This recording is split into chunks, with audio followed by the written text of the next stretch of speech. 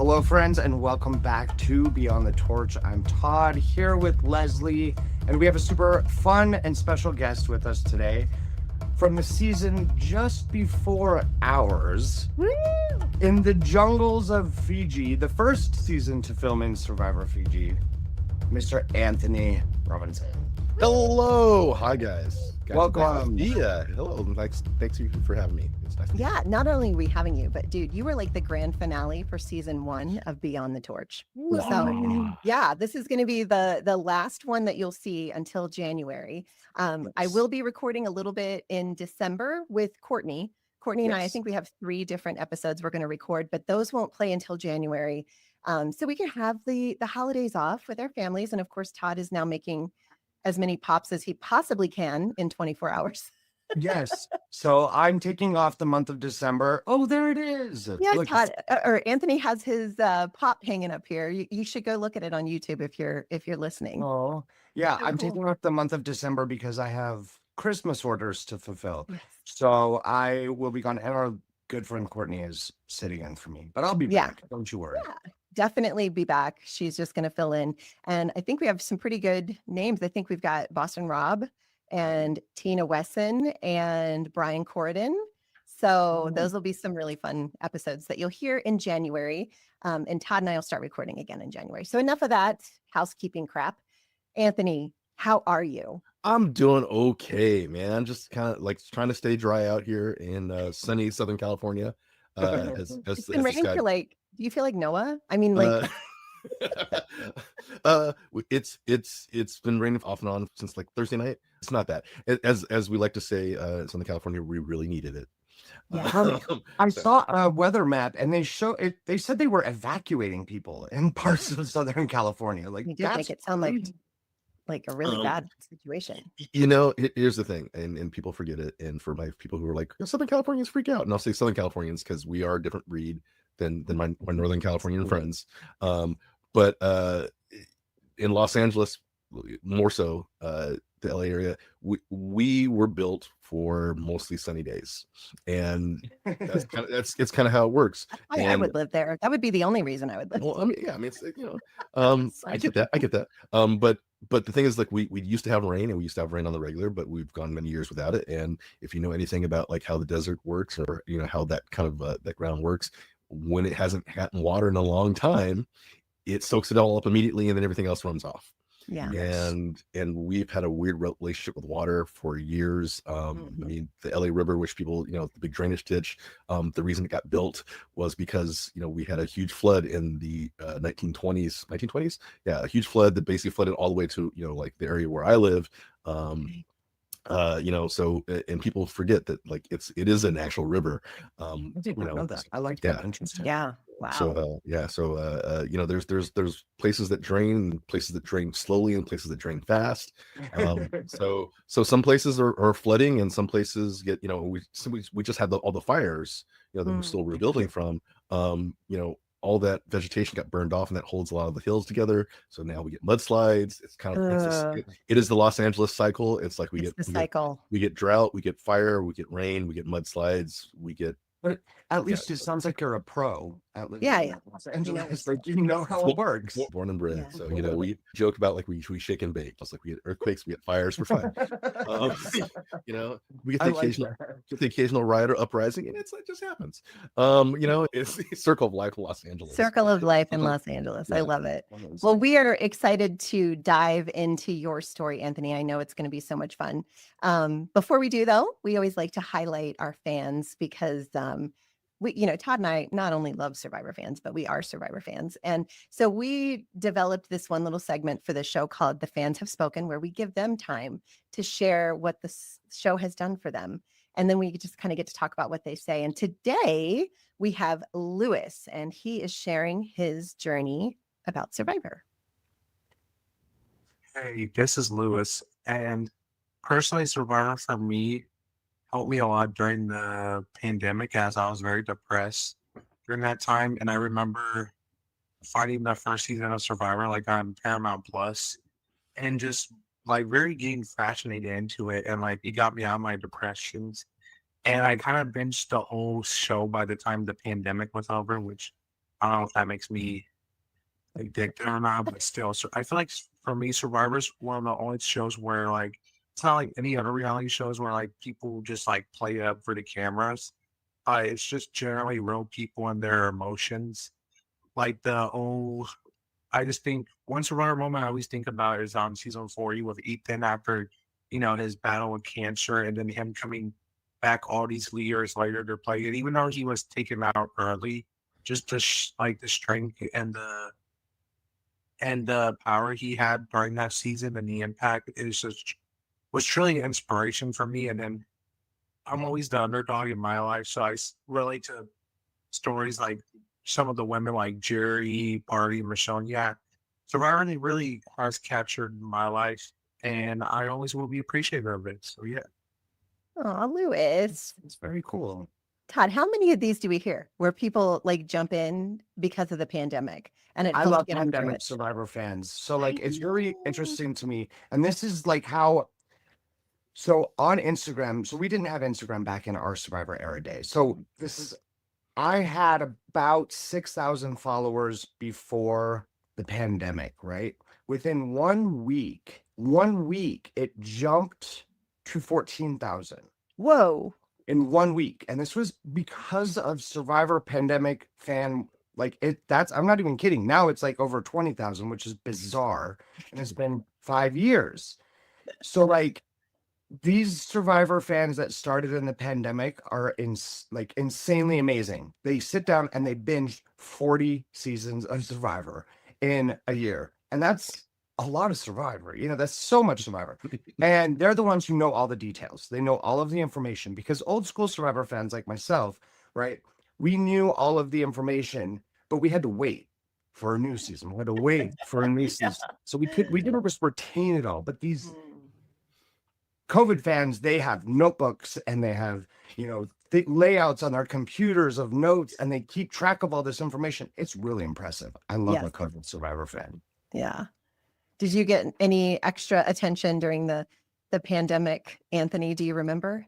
I don't know if I did. It was my online relationship with Survivor has been weird because it's been sometimes it's been really good and sometimes it's really bad. It's just depending on how people perceive you on the show. Yeah. And I do know that I've gotten a lot less trolls and maybe I've just gotten better at blocking them out.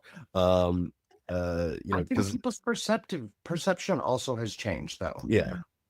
And I think that's been part of it too. During COVID, like it was just funny because like I know I can tell when people have been watching because my follower count goes up. It's like even early on when we were all on Twitter back in the day, we were on Twitter and MySpace. Wow, I'm showing my age. When we were back on those, like you could tell when we were re-airing in other countries because suddenly you get this huge influx of like Taiwanese. Like it's been airing in Thailand. It's like suddenly it's like everybody's got Thai names and Thai. It's like, what do you mean? The funniest one about that was like I had an uncle once who was a pilot, is an airline pilot. And he was in Singapore. And I get this text early on. He was like, "You're on TV right now." I didn't know you were on TV because he didn't know. And he didn't even know? Yeah, he didn't know. He was like, so funny. You're on TV in Singapore right now. I'm like, okay, that's great.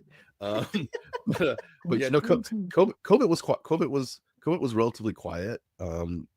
Partly because even with a lot of people rewatching it, for whatever reason, Fiji is like one of those quiet seasons that people kind of forget. There's a couple seasons that people like don't really pay a lot of attention to unless you're a hyper super fan.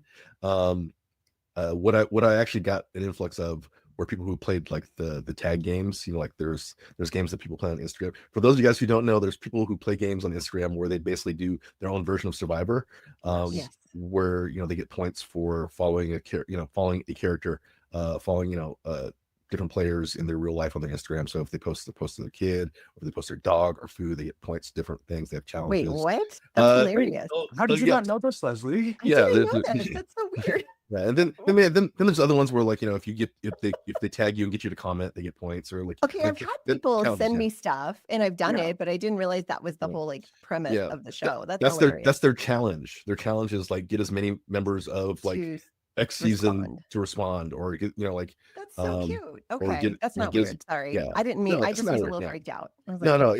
it's just it's a weird online. Look, as a weird online player of games, like it's just another fun It weird just online I it game. love just it. So, tracks. Okay, yeah, You yeah, know, correct. I that's even have a rule. So like I'll tell them too, I will do whatever the person asks if they are first.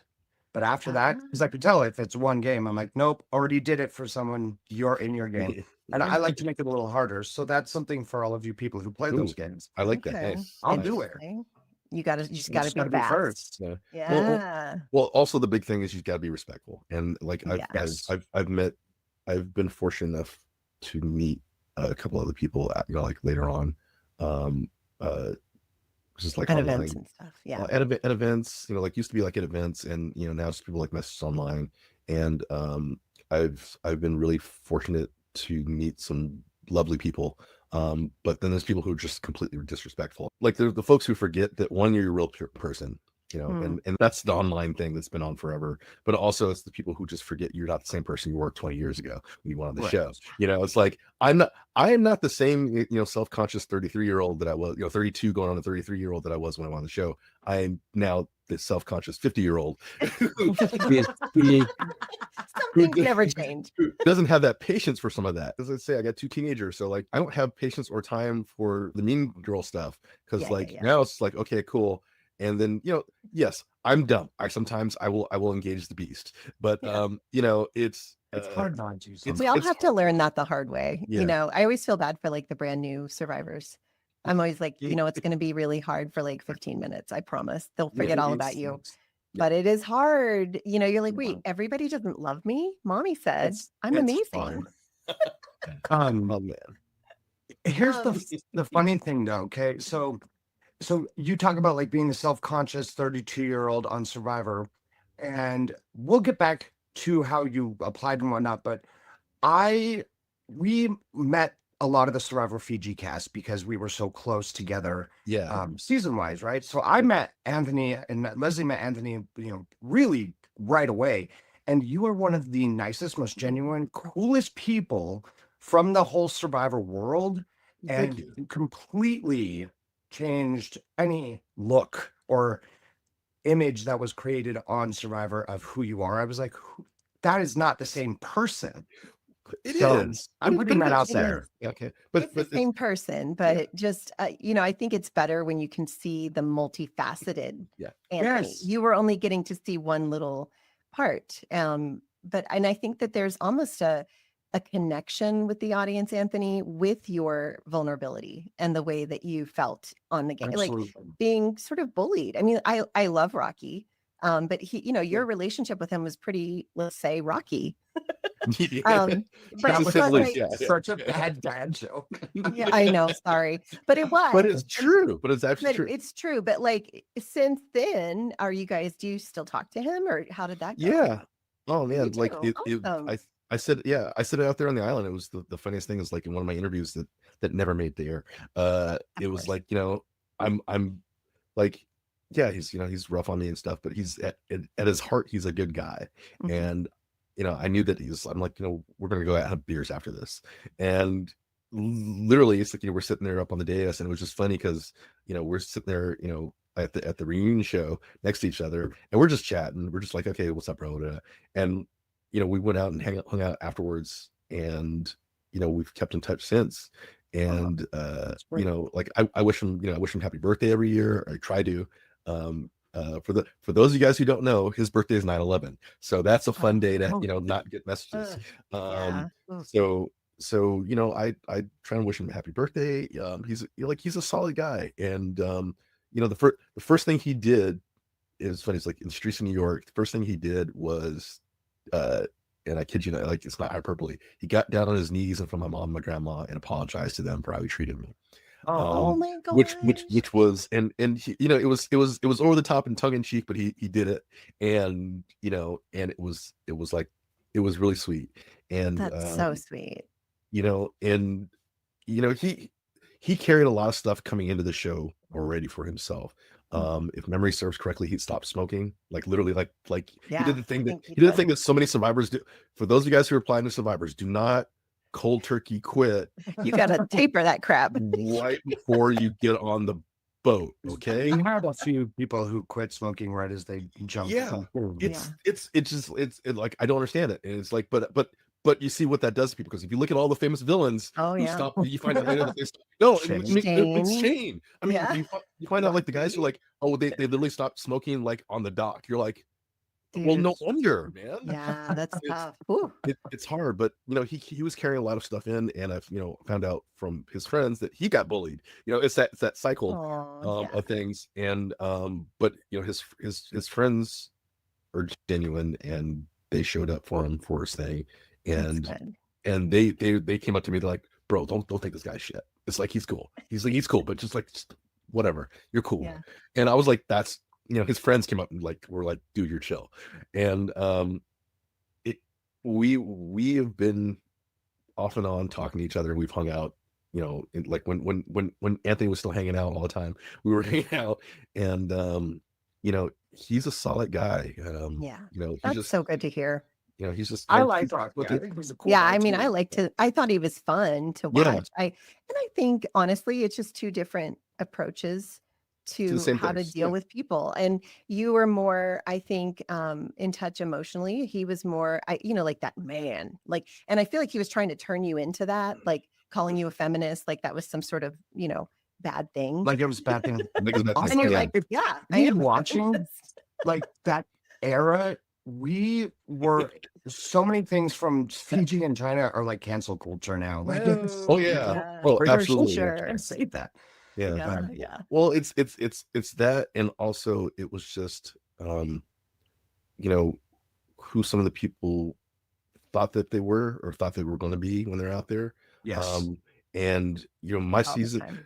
like with the, I don't remember with your guys' season so much. With our season, a lot of the people were, quote unquote recruited, Yes. which is still, it's not what people think it is. Yeah. And a lot of people hadn't watched the show, and for both me and Papa Smurf, for Gary, we both had watched the show, and we were both fans of the show. Mhm. And coming into it, me also having just watched Cook Islands, or at least the start of Cook Islands, and we were like, okay, dude, they just split everybody up by race. It's going to be a thing, and it's always a thing. Yeah. I'm getting on this little side horse for a second. What a lot of people don't realize or think about for Survivor is that for minorities, it is a different gameplay. Mhm. And you get into the whole DEI shape of things, whatever it is, like however you want to do the arguments. When in our era of Survivor, when there were Black people on the show, there were two of us, right? Before Cook, there were man just and two a of us, woman. man and a woman, and that was it. Usually on opposite tribes, so that when Yep. the merge comes, you can finally Yeah, meet each other. If you make were it. lucky, if you Yeah, make if it, you make right? it. Yeah. And or it was two guys and one woman, or two women and one. Like it was never parody. It was never the real parody. And I don't know if you guys know about the whole Black Survivor Coalition, and like the reality folks who basically went to CBS and were like, hey, Yeah. this isn't cool. Yeah, no, I love that. And I'm behind that. and it was a big thing. And what people forget is that and I would assume it's also the same for folks who are out, and it's like you are representing the culture. Yeah. You are the sole you suddenly you become that representation. And I'm a weird representation, let's be honest. Like, I'm not the blackest Black man that most people know. Like, I grew up in nerd culture, and like when I was coming up, blurs weren't a thing. All right, being a blurred, all right, which now it's like, now everybody's and now there's a black nerd, now everybody's like, that's cool, right? It was like a super quiet conversation when Earl was like, you watch anime, don't you? I was like, yeah. And it was like this quiet thing. And I was like, you watch people like you watch anime, don't you? Yeah, okay, cool. And you can be open and We out about bond. it. It was quiet. And because for a lot of people, that wasn't a thing. I mean, Bob Dog, you guys know Bob Dog, right? Oh, yeah. gosh, I love Right. him. So Bobby Mason is the biggest nerd on the planet. Dude played all the same stuff I did. He played Magic the Gathering, guys playing D&D. I haven't got a chance to. I would love to. He invited me to play with him and his brothers. They were running a game for all the homies, as he says. And I didn't get a chance to play. But I was like, Bobby, come on. you know, but that's the thing. It's like for a lot of folks up until, you know, the last, it's weird to say because the time has been dilated, but like the last 10, 15 years, like about 3 to 5 years after I played, suddenly it was like, okay, it's cool to be a black nerd. Nerd culture is now okay, right? You know, You know, it's so strange because I never would have looked at it, but hearing you say that, Yeah, you are, exactly. it makes sense. Perfect Yeah. sense. Yeah. Mhm. because like I was the first real, you know, open nerd that they cast. Yes. I mean, if you look back at Survivor, it's like, were people nerds? Possibly, probably, more than likely. Did you know it? Nope. I was just like, I LARP and I do tabletop and I do Yes. video games and, you know, I like comic books and, you know, I'm of that part of the culture. And, you know, now there's BLERDCon. There is a black nerd convention No, in the South. wow. Oh yeah. Yeah. Oh. And, you know, and I'm like, where was this when I was a teen? Where was this when I was in my in my late 20s, early 30s? Yeah, You know, that's so fun. and it's weird because, you know, I go on the show and I'm thinking, and I got to represent for everybody that's out there, and I'm gonna represent for Compton because I'm first player from Compton. I'm Southern California. I'm African American. I'm a nerd. You know, I got all this stuff I'm thinking about, and also knowing that I had temper issues. And it's the last thing my grandma told me. She's like, "Watch your temper." I'm like, "Okay." Yes, ma'am. Yes, ma'am. And you know, and I'm a mama's boy for whatever that means. You know, I do not follow a lot of the traditional, quote unquote, traditional lines, but you know, I also who I am, right? You know, Yes. I am an African American man from Compton who's got a little bit of education under his belt. Who's also a nerd. Who I've seen gang violence in my surroundings, in my life. You know, I never got into it, but I've been around it, right? Wow. And Awful. and you know, like people forget the 80s and the 90s was gang That's the time. culture, yeah. That was gang time in Los Angeles, and I didn't partake in it. You know, my mom even had a rule. It was so weird. It was hard because my mom didn't like hip hop when I was growing up, and I'm like, You feeling that hip hop? you know, she's like, you can't listen to rap and hip hop. I'm like, I gotta listen to rap and hip hop because I you know, have people, and so, you know, so that was me, like, you know, with a little boombox, you know, under the covers, going out there and knowing that, and it's true for everybody who played up until a point, and I think still today, you know, because there's certain stereotypes that people have in their heads of what people are. There are certain things that people think of what you are going to be and how you're going to act, and you are aware of them, and depending on who you are and how you play, you know, like Bobby talks about in his confessionals, and like I say, I talk about the older school players more, but Bob Dog used to talk about it in his confessionals. He's like, you know, like, oh, scary black man, you know, like attacking a little, you know, white girl, you know, it's like, you know, he's playing the game, but it reads differently for a lot of people, and you know, to see other folks get attacked for that on, like, you know, because remember Rosie, the big thing with Rosie and Sean, and was it Rosie? Yeah, I think it was Rosie and Sean back in the day where she gave him crap for, you know, it was like, how you gonna single them out like that when everybody else is playing the same game? You know, Right. it is hard for folks to come and hide. We can't hide the same way. Okay, that's the short version. We can't hide the same way that other people. So, like, if you want to play under the radar, you got to have enough people to be under the radar. You know, That's true. That's true. You gotta have the meat shields around you. Meat shields. Well, and so wasn't Fiji meant to be similar to Cook Islands, where the tribes were going to be divided into race, right? Yeah, that was all of our understanding, and then we had Melissa, who Dropped out. I didn't know who she was until afterwards. She dropped out, and we're literally on the raft. You know, everybody's freaking out on the raft, going like, "We had an infiltrator. We had an infiltrator!" Like, because everybody's counting. You know. Oh yeah, they probably thought there was a returnee or something. Well, we didn't know what thing, because like we knew that there was 20 of us. 20. Yeah. And You know, to 19. yeah, it dropped to 19, and suddenly we're counting on the rafts. And we're like, there's not enough people. Like, who fell off? And so we all freaked out about it. I mean, like, everybody was like, we had a spy, you know, because people didn't know how Survivor worked, and because the game was changing, because we were like the transition period that was being Yes. and people was that somebody from production that was with? I mean, like people like seriously thought that we just had somebody from You production get who was trying to so start. paranoid after a Yeah. while Oh, when you're it's going through absolutely casting and all of that because, I mean, they dangle lawsuits and millions of dollars and they're going to sue you and blah, blah, blah. And you're not going to be able to play. And you're just like, ah. So yeah, Now, I get that. Yeah. do you remember seeing any alternates with you out in Fiji? We didn't have any, and that was the thing. It's That's a like bummer.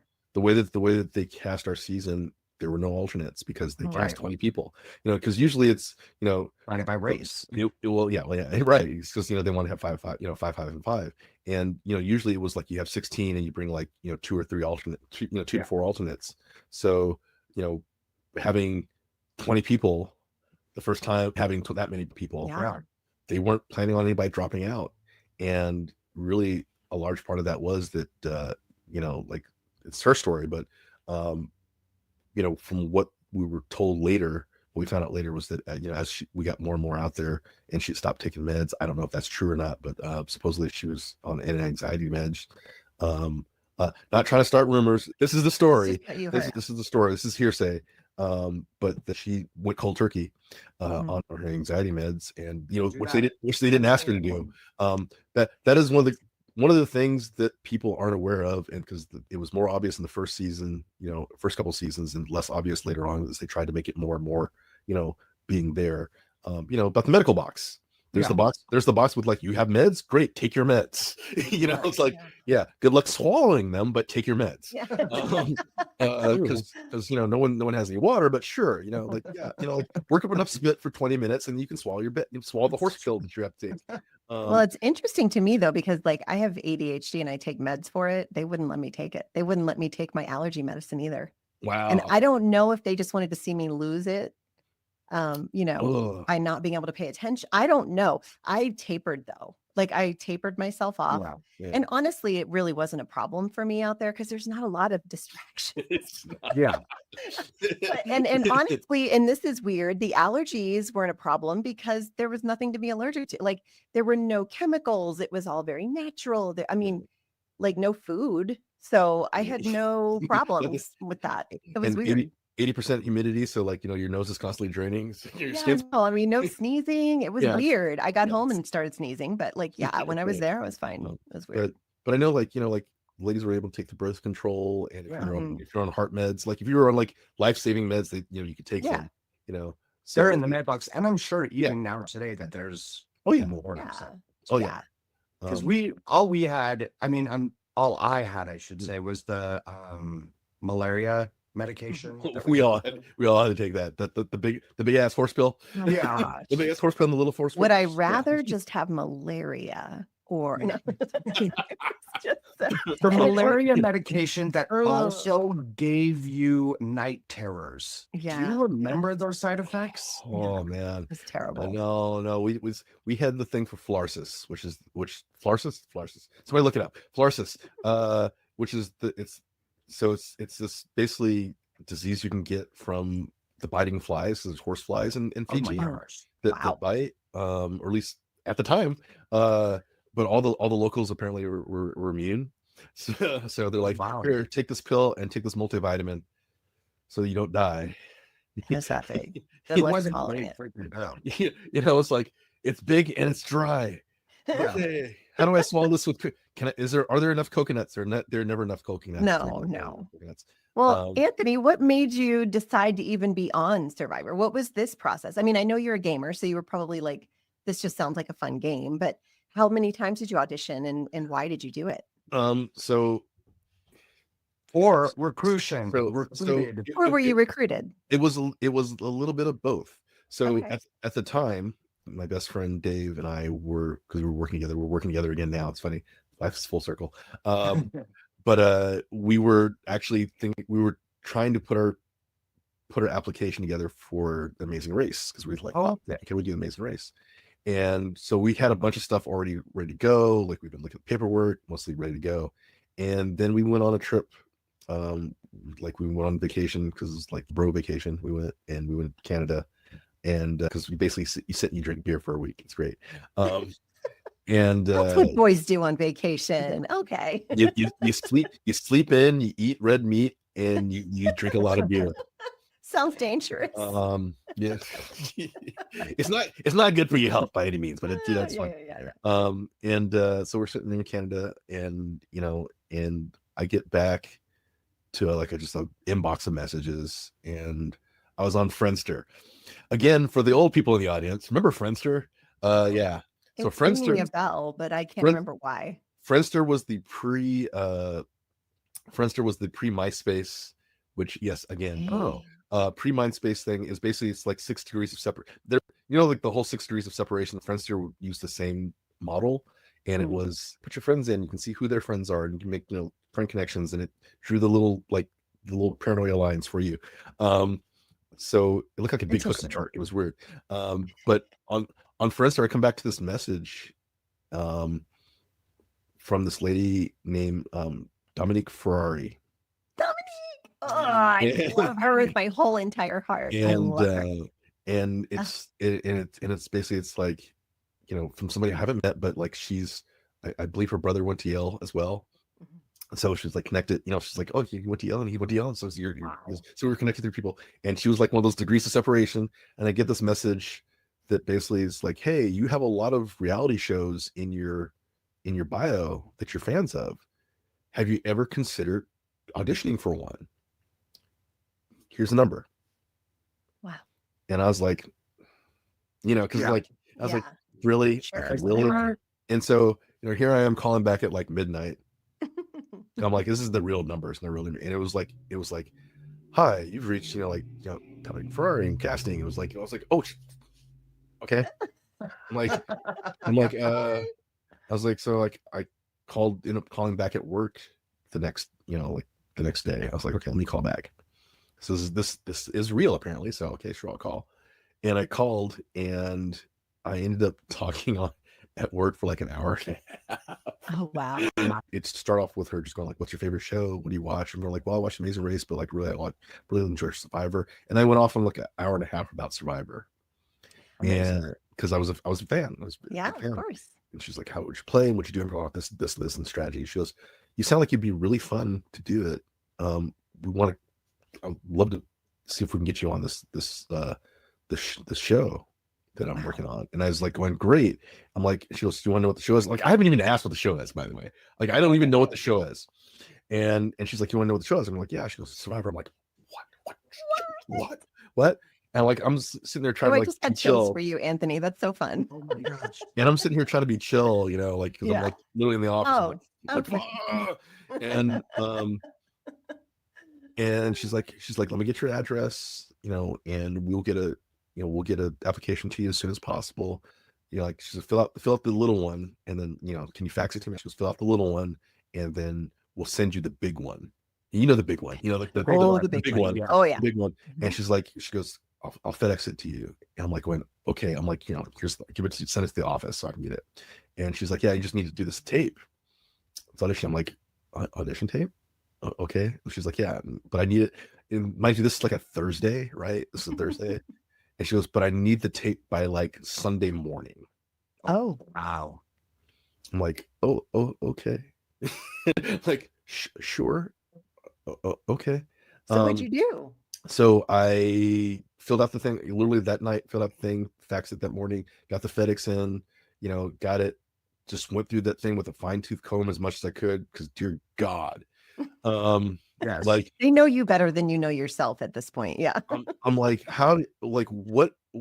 Jesus Christ, this thing is, I mean, like, and because they're like, this is the later applications, because it's tiers of applications. And it was like, this is freaking 500-page phone book that they send you. And it's a huge application. Yeah.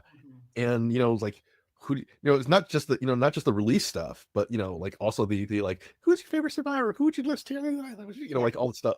And what would you do for $1 million? What would you do for $1 million? Who would you most like to have on the island with you? Who would you most not like to have on the island? Yeah. Because that's the person we're going to put right beside you. Oh no, that's totally what they did, right? 100%. Oh, hey guys, just as a side note, that question, what would you not do for $1 million? You know what my answer was? Bow to any other god. Stop it. Jesus Christ. I swear. I swear. That I just realized that's probably what got me on the dang show. That's what they were like, oh, this one right here. Let's do a bowing ceremony. Okay, sorry. So Okay, so what about you, Anthony? What did you say for what would you not do for a Oh, meal? what would I not do? Do you remember? I said I would not intentionally hurt anyone. Oh, okay. If memory serves correctly, that like I don't want to hurt anybody. You know, I would not Totally intentionally hurt works. anybody. Hmm. I said, you know, it was like it That was. tracks with who you are, my friend. I love Yeah. that. Thank you. You know, I'll lie and I'll steal if I need to for for in the game, in the context of the game. I was like, I'll lie. And it was funny because like I think one of the podcasts of the day, I think it was Armchair Survivor, one of the older ones. They were like, wow, this guy thinks lying is a big deal in this game. And we're like, lying is a big deal. It's like for me, it's a thing. So I was like, I'll totally lie. Proceeds to get out there and not lie. We always think we're going to play so much harder, and then we get out there and we're like, oh my gosh, these are people with feelings, and I love them. Right. Omission, lie by omission, sure. Straight up falsification, not gonna do it. Can't do it. Tried. I'm just bad at it. People Um, always call me out. They're like, oh oh, yeah, you're lying. I'm like, yeah, I That's am. because you blink, yeah. But yeah, I got this. I got this application and got it filled out, and then I, borrowed a camera and had a camera and just did some stupid, silly stuff. Just like. Do you remember do you still have it? Is it? Oh, I have it somewhere. Yeah, and I have it. It's one of those horrible things. I have it somewhere, and I don't know where it is. It's on DVD. Like I have it on DVD because they want it on VHS. Oh yeah. I just copied it on DVD. And I with a friend's help of not knowing what the hell I was doing, I hadn't cut it. And he's like, "What is wisdom? Just don't worry about it," because you have to do stuff like that, right? Because I didn't have the software, and I didn't have time to do it the hard way. But I cut this. It was wonderfully ridiculous thing where I just talked about, you've never had a player like me before. You've never had it. It's true. You've never had a black man like me on the show before. You've never had a player like me on the show before. I'm a gamer and nerd, and I did a whole bunch of stuff, with costumes from LARPs. Like showed me playing games. One of my favorite tabletop games. It's a game called Paranoia. I was like, okay, so like here's Paranoia. I fell on my ass while skating. That was fun. It was like did a little thing. Fell on my ass. They love it. They would love to see it. Danced around with no shirt on around a fire pit around my barbecue with the fire flowing in it. That was that's funny. And, so you're just yourself. I was just being me, and and explained how have you survived in the real world. I'm like, well, growing up here at the time, it was right before that year, like part of my journey to Survivor, on my birthday in 2006, because we filmed in 2006, even though it aired in 2007. On my birthday that year in June, I got rear-ended by a drunk driver at 10 o'clock in the morning en route to go pick up my friend Dave, because we were meeting a bunch of people. A bunch of us going to go to Disneyland, as we did. Was going to go for my birthday, and was literally heading to go get him, because we were in a carpool together and meet up a bunch of club peeps. And I got rear-ended by a drunk driver. And at 10 in the morning? 10 in the morning. Apparently he'd been drinking all night. 10 in the morning, and got rear-ended by this drunk driver. It hit me so hard that it pushed my car underneath the truck that was in front of me at the stoplight. Oh my gosh. And I have pictures of it somewhere. I'll send you guys pictures so you can see it. But yeah, it reared at me, pushed my car underneath the car in front of me, which based on the poor guy in the truck, I was like the fourth car back, and he just kind of locked in on me, and I was coming off the freeway and just like trying to get away from him, and he just like followed me, and I got as close as I could to this bumper. And imagine this is like one of those lifted trucks, and imagine my little itty bitty coupe, right? My little Mitsubishi Mirage, little low car right here. It hit me like this, and it went up like that. Oh wow! We went right up. And where were you in this equation? You were. I was in the truck. Yeah, I was under the truck in the driver's seat. Holy crap. And I rolled down my, I thought I was like this big flash of light. I was like, oh, I'm dead. Okay, great. And is that the light? Should I walk toward it? No, it literally was that moment because that thing hits, yeah. And then we went down. I was like, oh, okay. I'm like, check myself out. Okay, nothing's broken, nothing's bleeding. And I look at my window shield, and my window is like all cracked and like just shattered. And I'm looking at what I thought was the inside of my engine block. What I was looking at was actually the underneath carriage of the guy's truck. And I was I'm like, oh, dude. I rolled down my window, I roll down my window and I turn and look, see the guy getting out the car and he's stumbling. Oh He's my stumbling out gosh. the car. And people are like, this guy's video camera is, doxing, like, oh, it's burned in my brain. This guy's video camera like looks in the car. It's like, what? It's like, and people are going like, are you okay? People are taking pictures. This should have been a clue for me. People were taking pictures. And I'm going like, don't let that guy go. Don't let that guy go. It's like, he's drunk. Keep him here. And I'm like, someone called 911. And I roll my window back up. People are like, you okay? I'm like, yeah, I'm fine. I roll my window back up. Call my mom. Mom, I just got into a major car accident. I'm okay. But, you might need to come get me. I call up my friend Dave. I'm like, Dave, like, I just got in a car accident. I'm not going to be able to come and get you. My mom's on the way. Like, you want to come hang out, like, whatever, moral support. This is where I'm at. And you're doing all of this underneath a truck. Yeah, I don't. Good I Lord. have no idea. I have no idea how bad this is, right? And I rolled down. I like check it out. I can't find. Mind you, I had to go search for my my phone because it had like flown from where I had it in the little console. Oh yeah. It was underneath my foot, underneath the accelerator, so I had to reach down to get it. I unbuckle. I get out the car, and I see this tire. Oh my I look over, see this tire. Like I had no clue. I was like, open up, see this tire. And then I took 2 steps back, realized just how bad this accident really is. Yeah. He just buckled, went straight to the ground. I was like, oh crap. But I walked away without a scratch.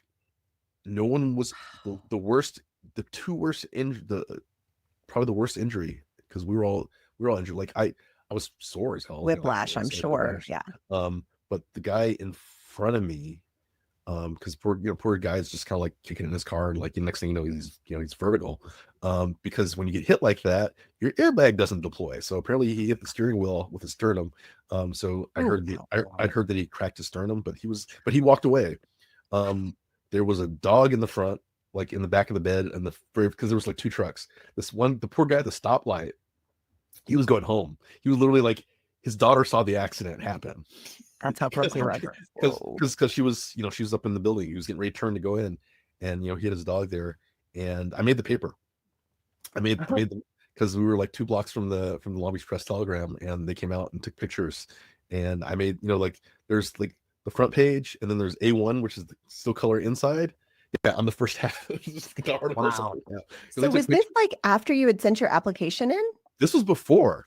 You use this story in your application. So I use the story. So this is my story. He's So a this is my question. survivor. Look at you. So that was the long way of saying like that. I included that in my survivor story, and That's a good story. yeah, with my title of "He's Not Going to Disneyland."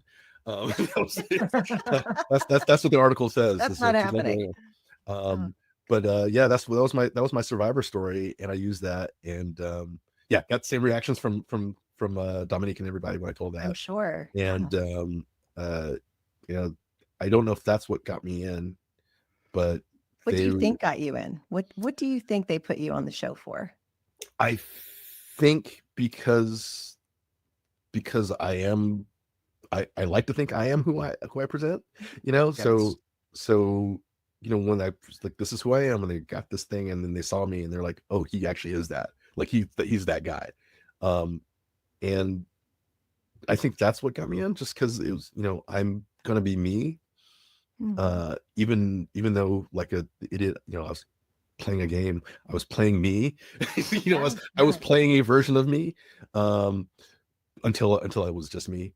And I think that's really what got me on the show. Was that. And what kind of conflict did you think? Because they look for the 3 things. I always think about that, like attractiveness, which you had, and then conflict and humor. Okay, so Yes. humor, the self-deprecation, falling on your butt and your skates or whatever, like all of that is fantastic. What kind of conflict do you think you brought to the game? I would suspect, because who I was then and still who I am now, and things that I've been, like my whole life, like I am very much a people pleaser. Yeah, I'm a people pleaser. And that's always been a thing.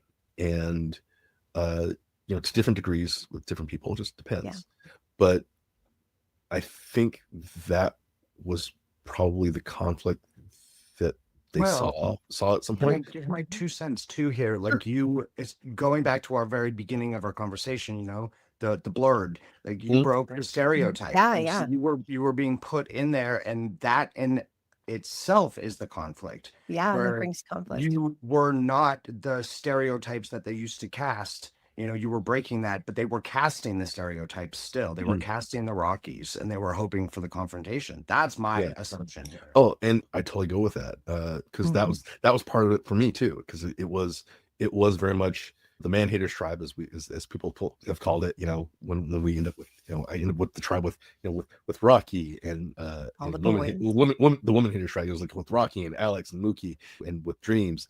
And here I am, the guy who's tribe. Damn, oh my Yes. gosh, that would have been hard. I give you props. That's a hard 100%. Especially as a people pleaser, that would be really hard. Yeah. But I do think when people hear the word conflict, they think, oh, somebody who creates quarrels and gets themselves in the middle of every situation. And that's not what that means. No. Sometimes the conflict is more of what you bring up in other people. And I think you being a different type and everybody probably wanting to stuff you in a box that felt comfortable for them, that brings, you're right. I think that's really interesting. And it did. I mean, look at what you did to Rocky. You didn't mean to, but you really riled that kid up. And you know what I mean? Just by being yourself, by being a quote feminist, and having feelings. You know, I don't know that he was used to having men in his life who were in touch with that. And I think it's pretty cool. And it's probably why you're friends now. Cool. Yeah. I mean, like I say, he is a solid guy. It's just that, you know, for where he was, bros don't talk about that. Don't, you know, you don't do those things. And I am, and long since have been, what they used to call a crybaby. Like I'm the guy who, like, I apologize to my kids. I'm like, I'm sorry, Dad's gonna cry now because we're watching an anime that, you know, like this, you know, I'm sitting there watching animes with my teenager, and I'm like, you know, it gets this big emotional moment where they're like, it's like, I have to, because it is who I am. And I'm just like, that's ridiculous. It really is who he is. Yeah, you know, and I'm sorry, son. He's like, no, it's okay. That's. You know, so did being on the show, like Anthony prior to Survivor and then Anthony after, did it change your perspective or your life or anything? Did it have an impact? You know, yeah, it's so multifaceted of how it's changed me and solidified me in many different ways. One, it is very much made me more hyper aware of being in the moment, or trying to be in the moment, and trying not to constantly think about, you know, like everybody has their anxieties and everybody has, you know, stuff that they bring to the table. And one of the things that for me, I'm trying to, and it's just, you know, I'd say it's constant construction. It's always a work in progress, is that I'm trying to be present more and more and more and more. And I have been trying, and, you know, I fail a lot, like all the rest of us. I fail. But especially the last 10 years, we all do, though. I want to be present, and that's one of the big things. And like looking back at the moments in the show of being, you know, being there, and like you say, not having the distractions. I mean, it is when you already sit with your own thoughts a lot. Yes. And when you now have time to really dig and break yourself down, because that show breaks you down. Like, even if you're on it for 3 days or 39, it breaks you down. And especially, like, you know, even if you are used to certain levels of discomfort, you know, hardships, it is different. And this is one of the things that you know, only people who've been on the show, and you know what I'm talking about. Oh yeah. Unless you've been on the show, you do not understand. Australian survivors get it. Anybody who's done any of the versions get it. It breaks you down in a way that's different from anything else, because you have no time to do anything else but think about who you are in the game, in the world, what you've brought with you. And, you know, it's to quote Yoda, what's in there? Only what you bring with you. Only what you bring with you. And, you know, whatever baggage you bring with you, whatever headspace you bring with you, it gets there and it's amplified, because it's loud. It is loud. I remember laying on you know, my big moment where I sat there and cried. The big moment where everybody's like, "Oh, you cried on national TV." I'm like, "Yes, I did," because I was talking about too. you know, because you know we did, and I did too, then, believe it or not. okay, yeah, Dream Emotionless Todd cried. Dream said it best. Dream said it's like best. You cry every day out there. It's just a matter of whether they caught you crying or not. Mm, And yeah, that'll preach. and yeah, right.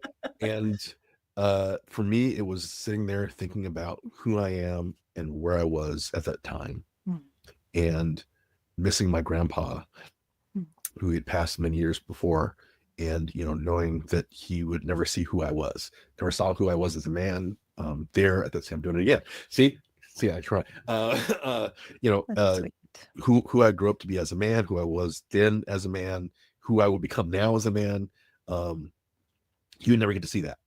And it was me reflecting on that and kind of who I was and what I was bringing to the table at the time, and where I was feeling, and just having dealt with Rocky and just being out there and being cold, being hungry, being wet, being itchy. You know, it's just like I said, it breaks you down. And all I had to do was look at the stars and reflect on that and where I was, and knowing that as hard as things were, I was still there. I was still there at that point.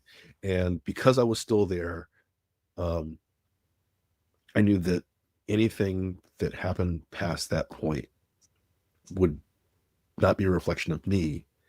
It would be a reflection of the forces that are pushing on me, and whether or not I can hold on to it, if that makes sense. Like, Oh, you know, that might be the deepest answer we've gotten on that Yeah. question so far. Wow. you know, it's That's like, good. am I the reed in the wind? Am I the rock in the river? Or am I the water? Which am I? And, you know, it's just kind of like, that's where I was. So which are you? Yes. Yes. I mean, no, I mean, like, I like Yes. you No. can be, you are at different points for all of us, where we are the rock, or we are the water, or we are the reed that's The bending, reed. Yeah. you know. And Jeez, you've got my brain going like, Like, wait, are we in church? but What no, wrong, man? but that's the kind of stuff that I was thinking about out there. I was going, No, that's deep but- stuff, man. but you know, I carried a bunch of that with me.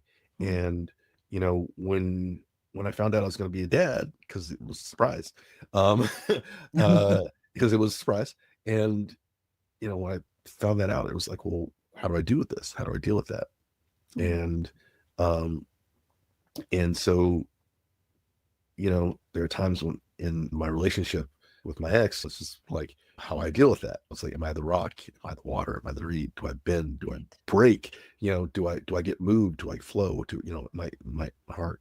You know, my grandma just passed 2 years ago. Sorry. You know, in that moment, you know, it was like, okay, what am I? You know, Yeah. I can be all these. I'd be a rock for my mom. Be a rock for my mom. You know, bend at work. You know, go with the flow for what's going on right now. You know, and it is kind of where I've had to put myself again and again and again. You know, we taught, one of the things that I studied at Yale is a concept of the mask, right? And not masking, because people get it right. So the concept of the mask, all right? It's not code switching. It is who you fundamentally are to different people. We wear different masks all the time, right? It's stuff that you've heard before. Okay, if you heard Billy Joel's The Stranger, right? Right? You know, it's like we all wear a face, right? Cirque du Soleil, Kidam, right? We're all a stranger to somebody, right? We're all the unknown.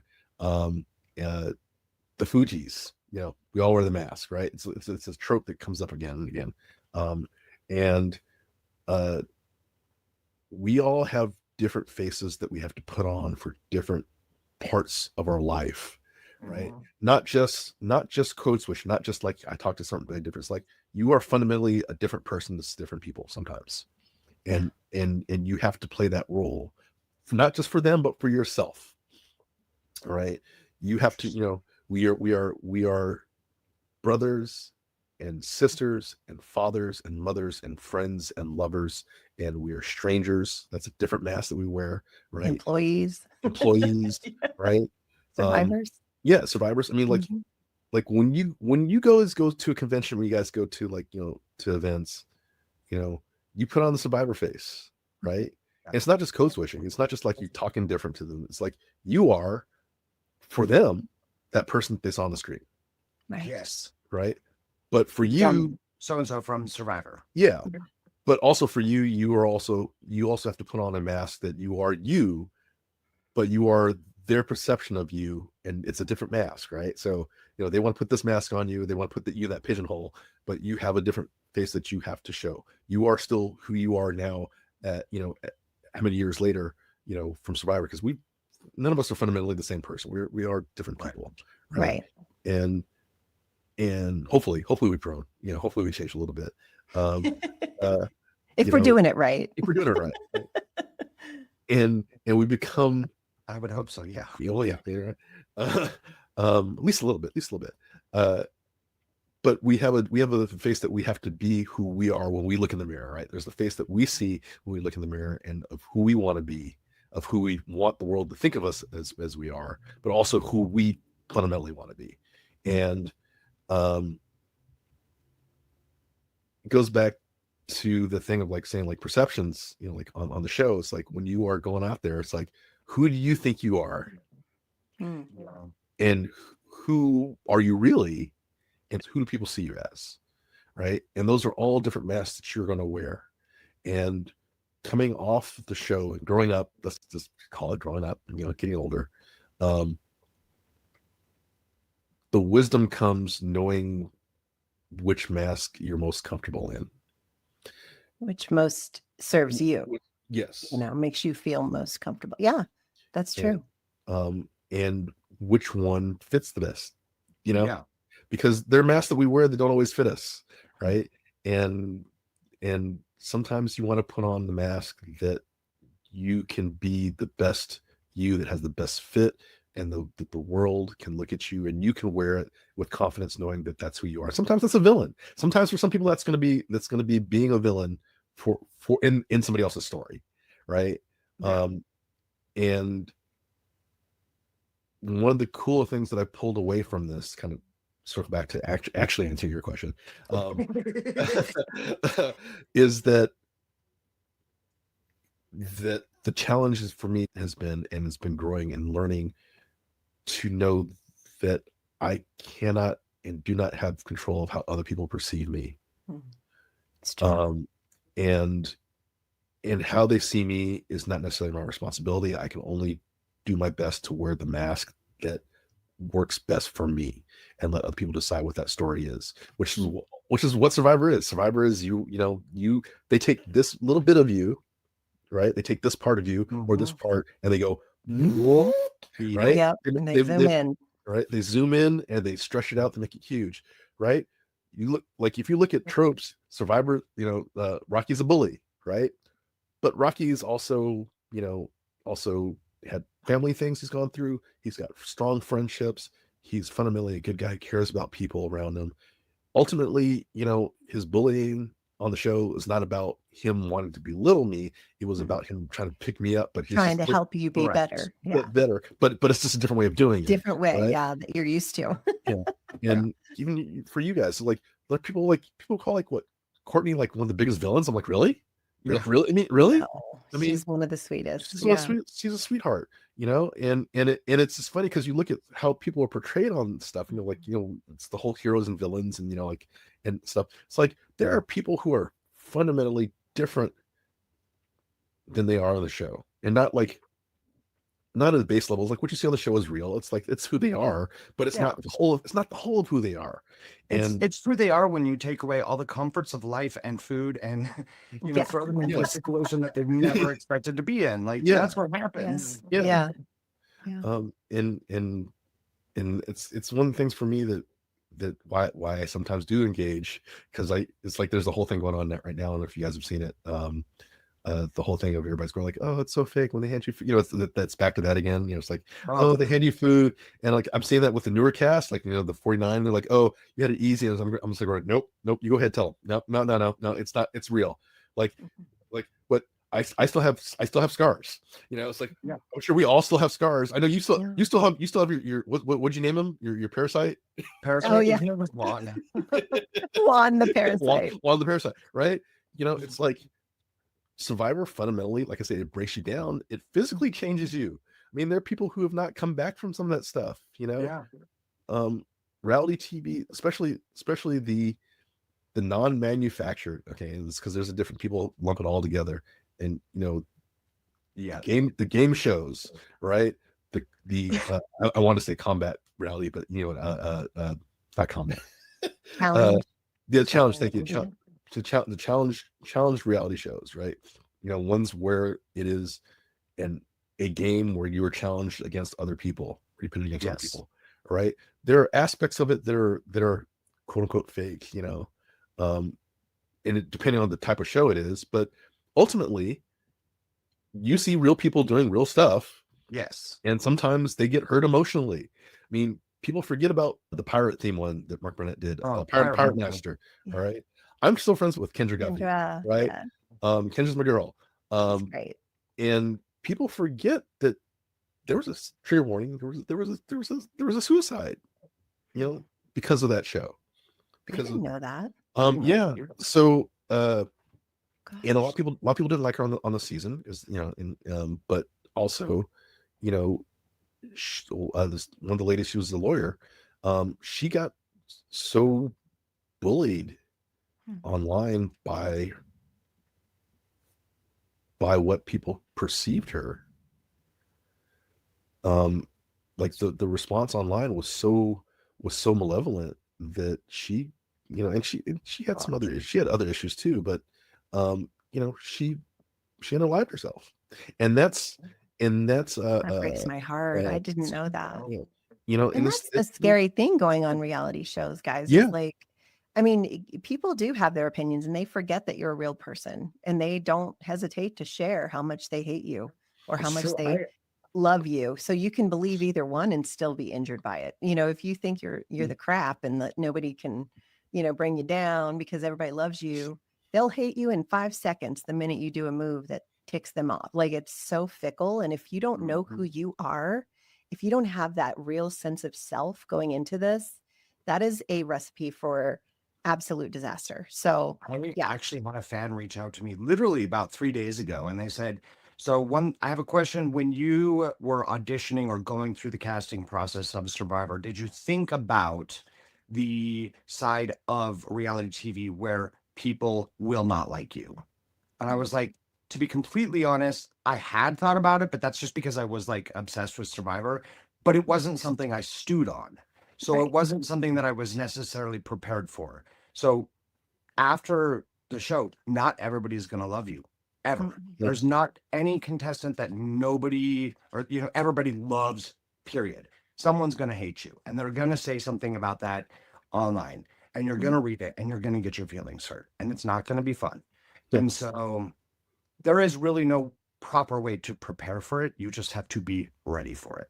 You have to know who you are. You have to know that another person's perception of you is not reality. It's just their perception. You have to know that you are this person, and just write it out. I swear they forget. They don't even remember your name a couple years later for most of us. You know what I mean? Who've been on the show. I mean, unless you're a winner or like really memorable, most people are like, what show are you on? What season? You know, they don't know who I am. They hated my guts or they loved me. And, you know, I didn't believe any of them. I was like, you don't really know me. You saw one aspect of who I am. Yeah. And so, you know, you have to, boy, that's a tough one. That breaks my heart. I didn't know that story. Yeah. That was sad. Very sad. Yeah. Well, Anthony, would you do it again? Yeah. Actually, I would. That was I don't like. I would love to do it again. I'm like I said, I'm a different person now. I'm a different person, and you know, I have a lot more patience than I used to have. Which is, but he doesn't look convincing when he says. I think you like to think that. I think my patience has gone down. Yeah, mine too. yeah, Patience is a virtue, but it's not something that we all connect with, you know, can pick up along the way. And sometimes we have to learn it over and over again. So, but yeah, I think it'd be fun to see you on. I love seeing people play the game again if they've changed. Yes, I think that would be a really cool season, is to bring back people from old school seasons, especially who are completely different now and see what they would play like the two of you. That would be incredible. Heck yeah. We'll make an CBS? alliance. Yes, Make it happen. make it happen. Make it happen. Yeah, I think it'd be a Yeah. lot of fun. It would be fun. Well, we love you so much, and we've had so much Yes. fun talking to you. We want to be respectful of your time and let you have your day. But is there anything else you want to talk about? Like before you go, is there anything going on with Anthony that you want people to know about? Anthony has been doing some things. The biggest thing that I've been getting into over the last few years is that I've been kind of digging into the immersive world. I've been part of like an online portal called No Proscenium, which has been on their podcast a bunch of times. No Proscenium? No Proscenium, yeah. The proscenium, the proscenium walls, like the proscenium stage where it has the fourth wall. And there's no fourth I have wall. no idea what that means, but sorry, maybe you could explain it. It is a theater nerding thing. So basically, the proscenium is the fourth wall that doesn't exist on the stage. So that's the proscenium, right? Like the thing that they break on The Office. Yes, the thing they break When on they the look at the office. camera. So, Okay. yeah. So when you look at a stage, right, there's three walls, right? There's that wall, there's the wall, right? And the stage, the part that comes out is called the proscenium. So that's the part that the actors face, that we get to see into their world. And the idea behind no proscenium is that there is no proscenium, literally. So there is no fourth wall. There are no walls because you are part of the show. So immersive theater, like escape rooms, that kind of escape rooms are part of it.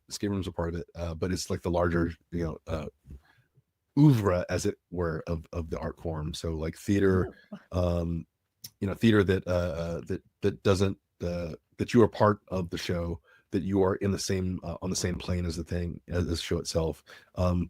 And we've one of my friends been running that for a while, and we've brought in other people from different areas, including PG, one of your fellow castmates. So I was getting ready to say, you have got to have talked to PG about this, because I have a feeling she would be fully on board. Yes. Well, PG. I don't know if you guys know, but I'm gonna plug PG's thing. So besides No Proscenium, I've also been with PG on her podcast that she's been doing.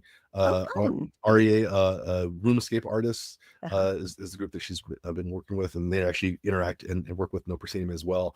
They cover all things escape rooms, as far as games. So she's doing a thing called PG Plays now, I think it is, where she's talking about games and other stuff. PG and I have kept in contact. We've been friends for since I first met her. It's like going, "You're cool. You're also a gamer." She's like, "Yeah," and and so we hang out with her in the desert once a year for this thing called Neotropolis, which is basically this huge interactive cyberpunk space thing in the desert. It's a lot of fun. But yeah, that's kind of the stuff I've been doing lately. I love that. And, we talk about reality shows as well, because in its own way they are, it is a weird kind of performance, that's, you're in it, but it's for you, right? It's for you, and other people get to watch it. So it's you are in the show, watching the show, participating in the show, and other people get to watch you do the thing. So it's kind of a interesting. I love it. Well, that's so fun. Well, thank you. Thanks for sharing with us. This has been so fun. It's so good to catch up. It's been so long. Yeah. It's been a minute. Todd and I used to hang out constantly. we hung out, we were like at Disneyland every third it's true. This one of my favorite stories is like I was walking around, like me and you and PG and Amanda were at Disneyland, and we were all there together, and this was like I had a pierced lip, and I had like this like emo bang, and we were on Pirates of the Caribbean. Oh, yeah, that's right. And I pointed at something, and I was of course wearing 42 bracelets, and one of my bracelets grabbed my lip ring and tore it out. No. Oh, I forgot about that. Yeah. Well, those are good memories. How fun. Well, you guys need to go to Disneyland. I want to come next time. Yes, definitely. I will never say no to Disneyland. Yeah. I love Disneyland. Okay. Yeah, it's just a flight away, right? Not too bad. We can ride together. Yes, absolutely. We could drive down. Yeah, that's true. We could. Good times. Well, thank you, sir. And we appreciate hearing about your life beyond the torch and all your insights. I feel like I needed to take notes and like sit down and do some I know, meditation right? after this. For crying out loud, you're so deep. I love it. I'm You just need to like, make like a coffee table book with just some of these things where you like you turn the page and it's like a picture of a reed, you know, yeah, where you bend or are you break. the reed today or are you the rock? I've What been, I've is been, God? I've been trying to do some work. I've been doing the work. I Loves love it. it. No, I'm That's all great. about like, improving yourself, learning about how things work, how you show up in the world. Absolutely. It's so I think good. it's great. And I love that Survivor kind of sparked that for you because it did for me as well. yeah, So, it does that. Thank you guys for having me on. Thank you for letting me ramble. oh Oh, no, thank you for rambling. We loved loved it. it. We're here Yes. for it, man. This is what this podcast is about. So we appreciate you taking the time. All right. Absolutely. Love you, my friend. Mwah. See you Bye. soon. He's so fun. I love Deep breath. Anthony. Deep breath. What a sweetheart. He just like lights up a room when he comes into it, doesn't Well, and he's the easiest person in the world to talk to. Like he Yeah. is easy to talk to. He's friendly. He's kind, and he's got all those deep insight, like in thought. What are they called? Yeah, Inside. insights It's too or early for me whatever. still, but I know. that's what I'm trying to say. No, I get it. And I also, here's the thing. Hmm. You know me, because we were on Survivor together. Like, I don't want to talk about stuff that's surface. And so Yeah, no. when he mentioned Bob Dog, he and Bob Dog are both people that when I've met them in person, it's just always gone there, like very deep Yes. conversations. And so that to me is just really exciting. I'm just like, Well, I don't want to talk about the weather. Oh, it's so I boring. mean, 'cause, yeah, it's true. We can talk about the weather and that's fine, but like he's not afraid to jump into it. And he's Right. I've just always really enjoyed Anthony. He's such a good guy. And seeing that part of him on Survivor where it just focused on that one little thing where he was, the mama's boy or whatever. Mhm. It's hard because he's so much more, and I wish that I know. more was. But Right. all that aside, good things are happening with him. In Yeah. life, so that's good. And maybe you learned something about yourself today, listening to Beyond the Torch. Who knew this Right. could also be a mind expanding podcast? Who knew?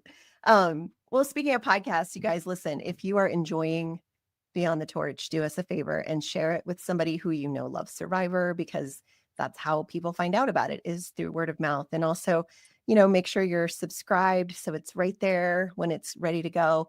Again, this is our last podcast for this year. So you won't be seeing us again until January. But when you do see us again, you're going to see me and Courtney for 3 episodes, and then you'll see me and Todd together again. We are not breaking up. I'm never letting you go, coming Todd. back. I'm coming back. And I've got a busy couple weeks. No, I get it. No, I 100% get it. And I want to be respectful of that, but I also want to keep recording because we have so many people who want to be on the show now, which is fun.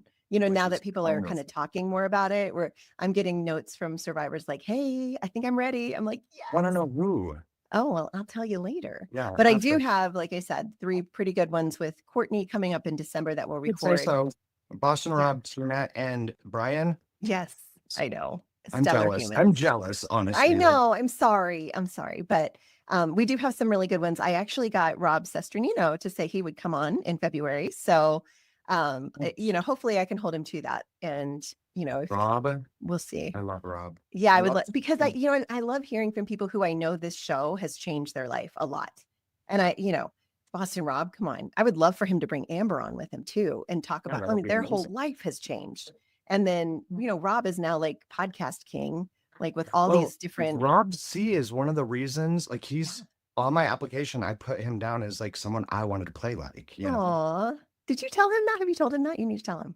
I think I have. That's sweet. When I was on his podcast, I believe. Yeah. I don't know, maybe.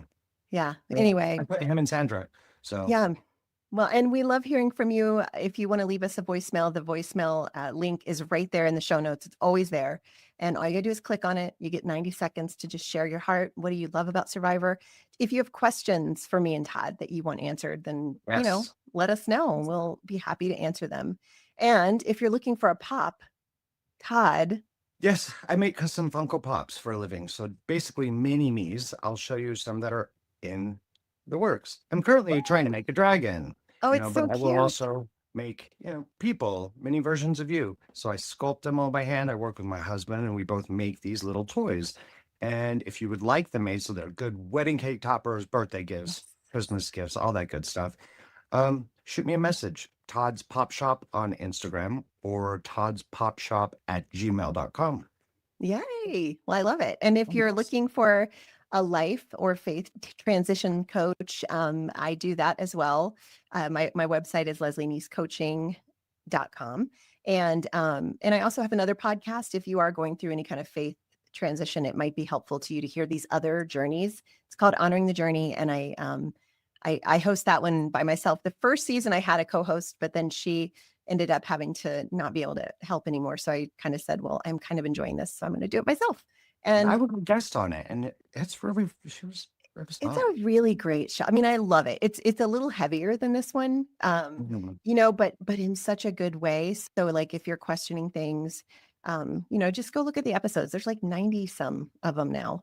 And, you know, I'm sure you'll find one that will connect with you. I've talked to so many people, and it's been really fun and very life and heart expanding for me. So, you know, we are not just here on Beyond the Torch. We're all over the place, and we would love to serve you in another way as well. So thanks for joining us. And Thank you, Todd, is there anything everybody. more you want to say before we close out?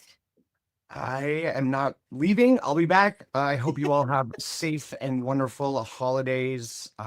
It's a crazy busy time of year, and I know we can all get caught up in the things around us, but just remember to watch out for yourself and the people you love. Breathe, slow down for a minute, and have fun. Yeah. It's crazy busy, but we want to stay around to be crazy busy. Yes, So, exactly. So I hope things go yes. well for you guys for the holidays, and we will see you again in January. Bye.